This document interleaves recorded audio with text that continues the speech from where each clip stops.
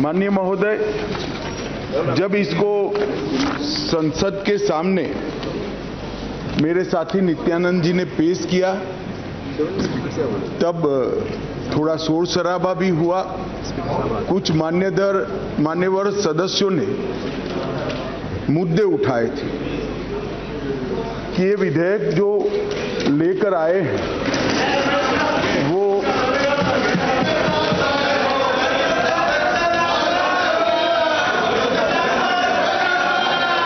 ऐसे ही सदन चलाओ तो अच्छा लगता है। लाने का अधिकार नहीं है। संविधान के तहत संसद की कॉम्पिटेंसी पर भी सवाल उठाए गए हैं और दूसरा ये मुद्दा उठाया गया कि ये विधेयक जो लेकर मैं इस सदन के सामने उपस्थित हुआ हूं वो विधेयक सुप्रीम कोर्ट के जजमेंट के भावनाओं के विरुद्ध है। मान्यवर, सबसे पहले मैं यह दोनों चीजों का बहुत डिटेल जवाब देना चाहता हूं क्योंकि उस वक्त जब मैं खड़ा हुआ विपक्ष का मूड सुनने का नहीं था, आज कुछ अच्छा भी मूड दिखता है। तो मान्यवर, जब तक कॉम्पिटेंसी का सवाल है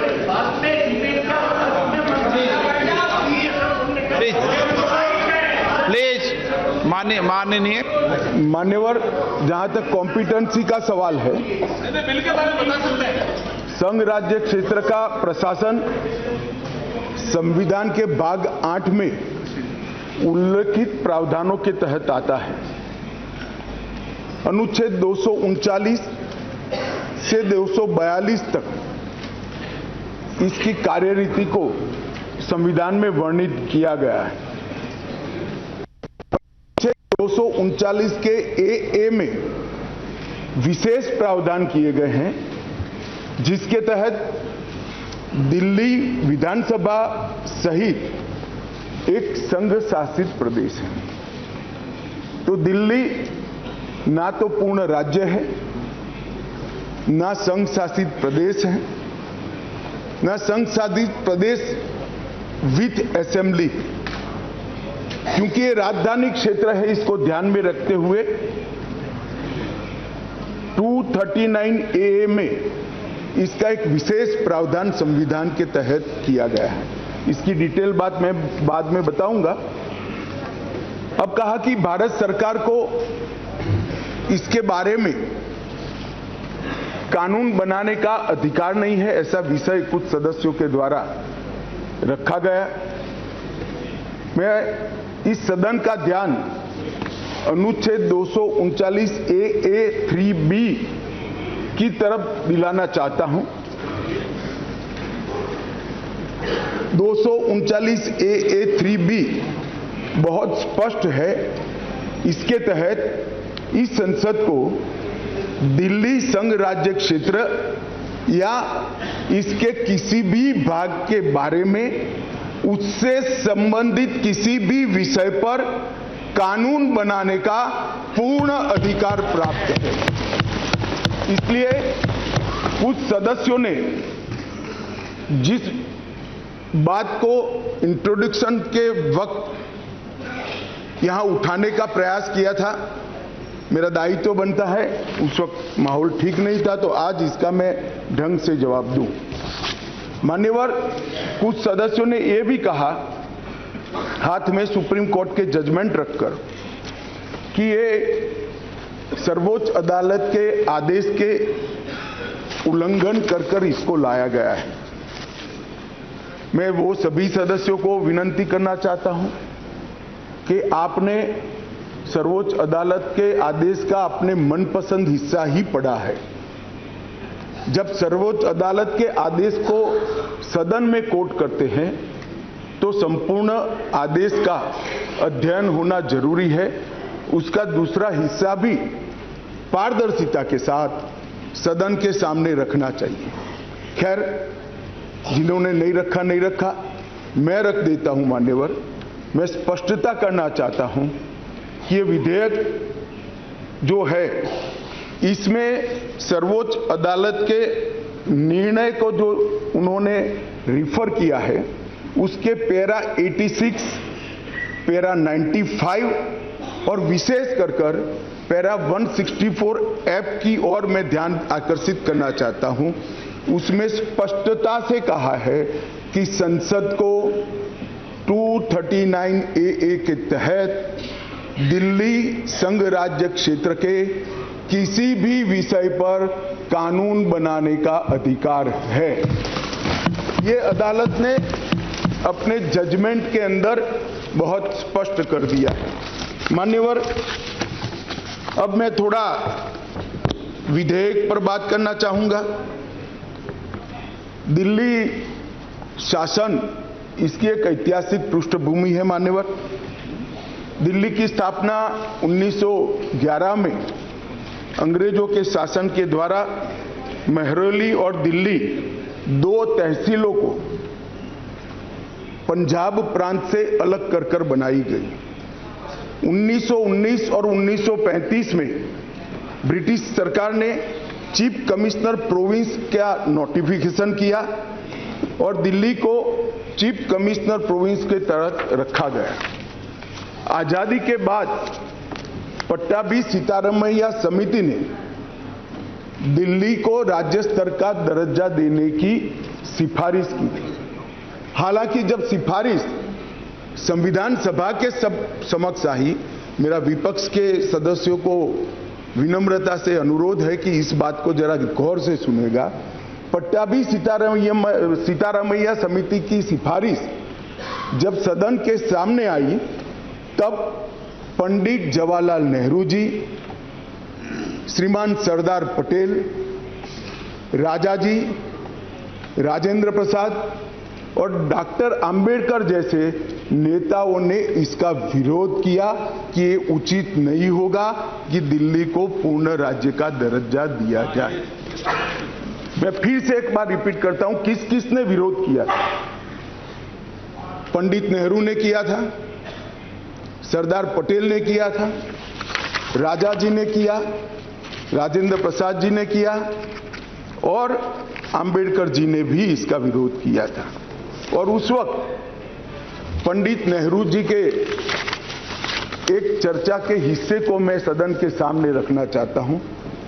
2 साल पहले सदन ने एक समिति, सीतारामैया समिति की नियुक्ति की और अब जब रिपोर्ट आया है तब दुनिया बदल गई है, भारत बदल गया है और दिल्ली काफी हद तक बदल गई है। इसलिए दिल्ली में हुए इन परिवर्तनों की परवाह किए बगैर उस समिति की सिफारिशों को स्वीकार नहीं कर सकते और स्वीकार करना वास्तविकता से पूरी तरह मुंह मोड़ लेना होगा।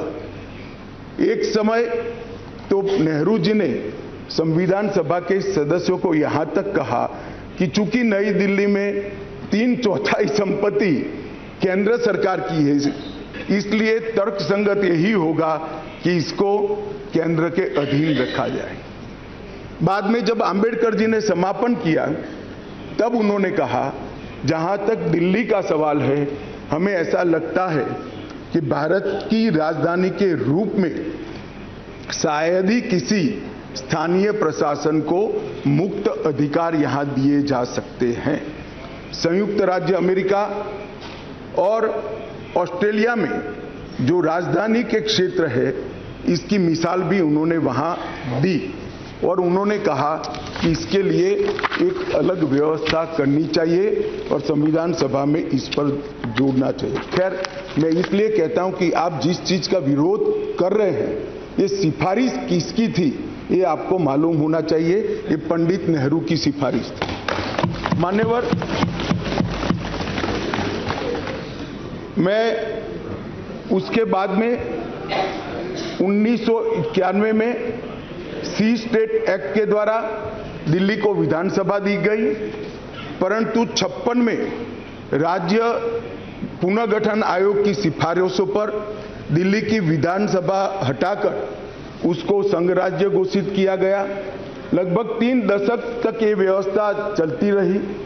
87 में सरकारिया कमेटी बनी, जो बाद में बालाकृष्णन कमेटी के रूप में जानी गई, और 91 में 69वां संविधान संशोधन किया गया और इसके बाद दिल्ली राजधानी राज्य क्षेत्र शासन अधिनियम 1991, जिसमें मैं आज संशोधन लेकर आया हूं, इसको इस महान सदन ने पारित किया गया। और वही विधेयक के अंदर, संविधान संशोधन के अंदर 239A, जिसका मैंने जिक्र किया, उसमें इस संसद को राजधानी क्षेत्र के किसी भी हिस्से के लिए और किसी भी कार्य के लिए कानून बनाने के लिए संपूर्ण अधिकार संसद को देने का काम किया गया। मान्यवर, समस्या कहां से समाप्त शुरू हुई? 1993 से व्यवस्था चली आ रही थी। कभी भारतीय जनता पार्टी सत्ता में आई, कभी कांग्रेस पार्टी ने शासन किया, कभी ऊपर कांग्रेस का शासन था तब हमारी सरकार थी, तो कभी ऊपर कांग्रेस की सरकार थी तब नीचे हमारा शासन था, मगर कोई झगड़ा नहीं हुआ था, सब कुछ ठीक चल रहा था, क्योंकि किसी की मंशा अधिकार हथियाने की नहीं थी, सेवा करने की। कांग्रेस पार्टी ने भी भाजपा के साथ झगड़ा नहीं किया, भाजपा ने भी कांग्रेस सरकार के साथ झगड़ा नहीं किया और बहुत अच्छे से चल रहा था, कोई डिस्प्यूट नहीं, कोई झगड़ा नहीं। 1915 में स्थिति बदली और यहां 2015 में यहां स्थिति बदली और यहां एक ऐसे दल की सरकार आई जिसका मकसद, मुझे कोई झिझक नहीं है कहने में, जिसका मकसद सेवा करना है ही नहीं, झगड़ा करना। माननीय अध्यक्ष जी, अनेक पार्टियों के मुख्यमंत्री रहे, अनेक पार्टियों की मिलीजुली सरकार रही, शुद्ध रूप से सरकार रही, मगर राष्ट्र सेवा करने में और जन सेवा करने में किसी भी पार्टी को कोई दिक्कत नहीं आई।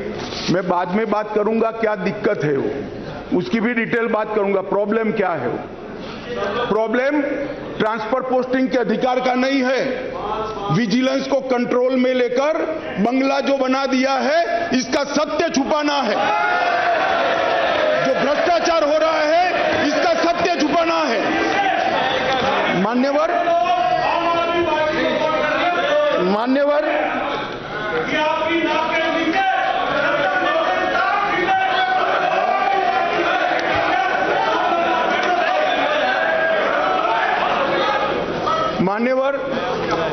उसके बाद में 15 में अचानक ही दिल्ली राज्य सरकार ने एक विषय सर्कुलर निकाला, जिसमें उन्होंने ट्रांसफर पोस्टिंग के अधिकार अपने हाथ में लिए। केंद्र सरकार ने एक नोटिफिकेशन निकाला, उसको हाई कोर्ट में चैलेंज किया गया। हाई कोर्ट का फैसला केंद्र सरकार के पक्ष में आया, इसको सुप्रीम कोर्ट में चैलेंज कर दिया गया, उसमें खंडित जनादेश आया, फिर संविधान पीठ बनी। संविधान पीठ ने कुछ फैसले कर नीचे फिर से 2 जजों की बेंच को दिया, उसमें भी सहमति नहीं बन पाई और फिर से संविधान पीठ बनी जिसने अभी फैसला दिया। मान्यवर, वो जो इंटरप्रिटेशन है, वो इंटरप्रिटेशन उन्होंने कानूनी और मॉरल दृष्टि से नहीं किया। उन्होंने इंटरप्रिटेशन कानून की स्थितियों का करते हुए ये कहा है कि फिर भी दिल्ली देश की संसद को और भारत सरकार को दिल्ली संघ राज्य क्षेत्र के लिए हर प्रकार का कानून बनाने का अधिकार है। वो अधिकार का उपयोग कर एक वटहुकम, एक नोटिफिकेशन निकाला गया और वो नोटिफिकेशन इसलिए निकालना पड़ा कि संसद उस वक्त काम नहीं कर, मतलब संसद बैठी नहीं थी, बैठकें चल नहीं रही, तो नोटिफिकेशन निकला और संसद सत्र के अनुपस्थिति में जो नोटिफिकेशन निकला, इसको मैं यहां लेकर आया हूं, जो आज सदन के चर्चा के लिए मैंने आप सबके सामने रखा है। मेरा सभी पक्ष के सदस्यों से विनती है कि चुनाव जीतने के लिए, किसी समर्थन हासिल करने के लिए किसी पक्ष का विधेयक का समर्थन करना, या विरोध करना, ऐसी राजनीति नहीं करनी चाहिए। नए गठबंधन बनाने के अनेक प्रकार होते हैं। नया गठबंधन बनाने के अनेक प्रकार होते हैं।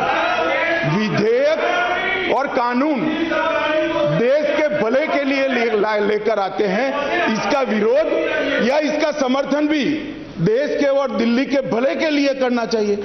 अगर हमारी राजनीति में थोड़ी स्वीकृति कम है तो सबको मिलाना है। दिल्ली का जो होना है वो हो, जितना भ्रष्टाचार होना है वो हो, मंत्री कुछ भी करे, मुख्यमंत्री करोड़ों के बंगले बनाए, मगर हम विपक्ष में रहते हुए समर्थन करेंगे क्योंकि हमें गठबंधन बनाना है। इस तरह से नहीं सोचना चाहिए। मेरी अपील